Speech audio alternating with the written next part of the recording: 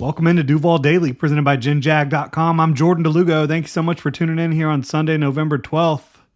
The Jaguars, they got smacked by the San Francisco 49ers at home, 34-3. Embarrassing overall effort for your Jaguars. Jamal Agnew, looking at the injuries, he left the game early.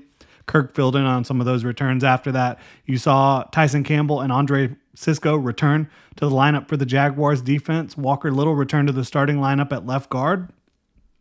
Trent Baalke and Ethan Waugh, that had their chance here to have a revenge game against their former team, was not to be. Again, the Jaguars falling 34-3. They fell down 10-0 early, and they looked like, they came out really flat in this ball game, and it looked like that throughout the game overall. The defense did tighten up for a little bit to end the first half there, and you started to see the offense get the ball moving with screens, tosses, speed outs to Christian Kirk.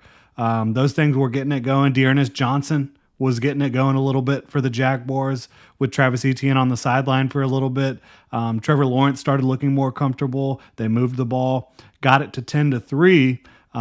And Calvin Ridley, of course, drew a flag against Charvarius Ward on that drive, which I called. Calvin Ridley ended up drawing 3 flags on the day. Didn't help the Jaguars offense out enough. But then after the Jags get it to 10-3, the 49ers, they drive the ball down in the first half, 13-3. Jake Moody just made it inside the right upright. It was about as close as it can get on that field goal to make it 13-3 at halftime.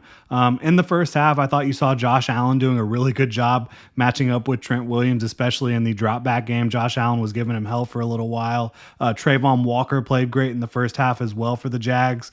As I mentioned, I think Dearness Johnson, his play on some of those screens was a catalyst, a spark for the Jaguars offense in the first half, one of the only sparks that they had. Thought Lawrence settled in, like I mentioned, in the first half after the rough start. The Niners were kind of doing exactly what Nick Bosa said they were going to do, take away the quick game stuff, take away the easy stuff, make him play quarterback. And look, the 49ers got the job done, I thought that Lawrence started looking more comfortable, but come time for the second half, it was back to exactly what you saw early in this game from Trevor Lawrence and the Jaguars offense. I thought that his fumble was really, unacceptable in that situation. Obviously, you cannot be fumbling the ball. We've seen fumbles from Trevor Lawrence before. It's something he's constantly having to work at and make sure that he's not coughing the football up. He did today, unfortunately. Immediately after halftime, 49ers touchdown.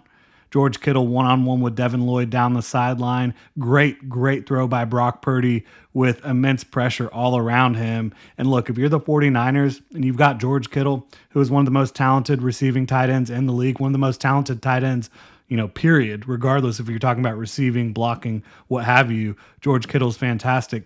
Getting him matched up with Devin Lloyd, no matter how much Devin Lloyd has improved in year 2, and he has improved tremendously.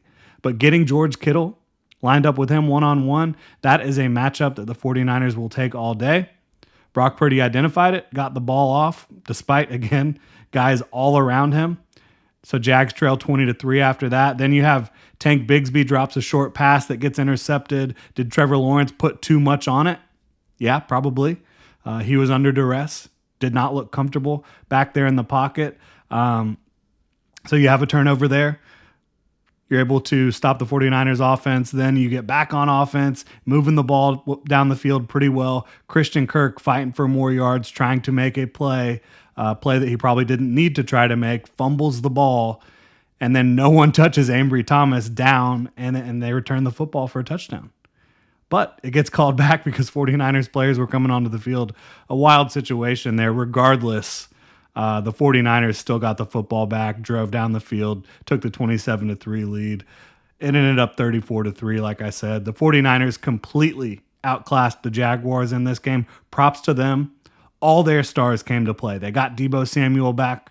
They got Trent Williams back. I mentioned Trent Williams had some struggles with Josh Allen early, but I thought as the game went on, Trent Williams continued to play better. And as much as he is a great pass protector, he's also fantastic in the run game with his ability to get out and move, and you saw that consistently from Trent Williams today in the 49ers rushing attack. He was getting out in space, getting on linebackers and just moving them out of gaps. So props to Trent Williams, battling through the ankle injury and playing good football, especially in the running game.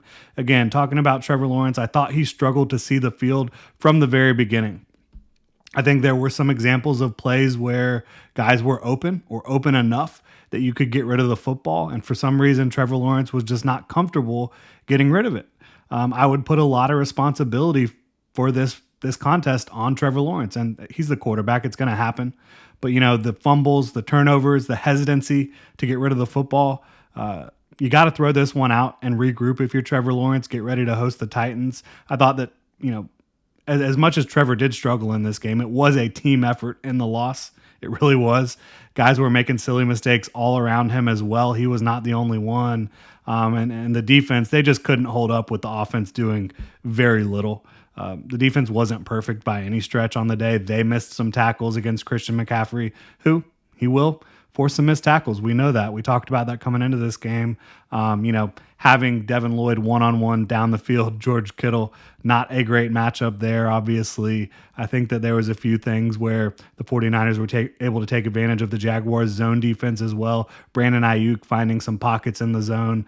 Overall, again, 49ers, they're a very well-coached football team. They're a very talented football team. I think that they showed that certainly they're a more talented roster overall than the Jaguars right now.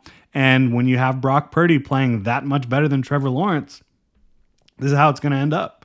And he did. Brock Purdy played a hell of a game for them. Trevor Lawrence did not play a hell of a game for the Jaguars. I thought, Travis Etienne, this was just kind of an emblematic play of the game. Fourth quarter, he has open grass in front of him. Just simply can't keep his footing. No one around him. I thought that was emblematic of how the Jaguars played throughout this contest. I think you also saw from the 49ers a dominant defensive front against a very average offensive line. That's not going to work too often, for the Jaguars. I think maybe you look at making some adjustments to that offensive line. You brought Ezra Cleveland in this past week, who's a starting caliber left guard. Walker Little really struggled on the interior, and impossible matchup almost for Walker Little. This is a guy that's played tackle most of his career. He has cross-trained, right, at guard. Goes in there. This is his second start at guard for the Jaguars this year, but in the first one, he only got about 10 snaps in before he suffered his knee injury. He's been out, gets back in, and now you have Javon Hargrave and all these guys up front that you're trying to deal with. So tough assignment, no doubt about it, but he did look outclassed, as much of the Jaguars team did. I think the only thing that this team did right was stopping Christian McCaffrey's touchdown streak in this game. The 49ers were really pushing even into the fourth quarter to get Christian McCaffrey his touchdown, and they got damn close to it, but Darius Williams said no sir on fourth down. So props to him for keeping him out of the end zone, for breaking up that pass. Great effort by Darius Williams, who is always giving great effort for the Jaguars. But look, I think if you're the Jags, obviously you're going to watch the tape tonight. You got to throw this one out. This is the type of game you throw out. You didn't do anything well. You didn't look prepared. You didn't look like you were mentally ready to play this football game. You're still 6-3. You're still first place in the division. You've got to get ready for the Titans this upcoming Sunday in Jacksonville. You're going to host the Tennessee Titans. You've got to win that football game. It becomes close to a must-win now because Houston is playing good ball, and they're now hot on your tails. A date with them in a couple weeks coming up in Houston. So the Jaguars, they need to get right, against the Titans in week 11. And if there's a team throughout the history of the Jaguars franchise that has, not been very friendly to the Jacksonville Jaguars, it is the Tennessee Titans. We'll see how it plays out, obviously. But if you're the Jaguars, go watch the tape, see what you did wrong, try to flush this game. I don't think you can dwell on it. I think you have to move forward. There's no doubt about that in my mind, and I think Doug Peterson will say the same thing. They've got some things to clean up, as we mentioned. Beyond just this performance, there were some things that the Jaguars were not doing super well. Turning the football over was one of them on the offensive side of the ball. So you're going to have to work on making sure you're not making these mistakes, because a lot of the turnovers are completely avoidable, right? Again, 49ers, way better team in every aspect of the game today. Congratulations to them for getting off of their losing streak. The Jaguars now, their 5-game winning streak it's history. It's gone. The Jags, they have to get back on the right track against the Titans. But again, a real team effort by the Jaguars. I think everybody really kind of stunk it up today for the most part. Really sorry that this one stuck for y'all. Try to enjoy the rest of your day, and we will be back tomorrow, obviously, for more Jaguars coverage. But y'all have a good one.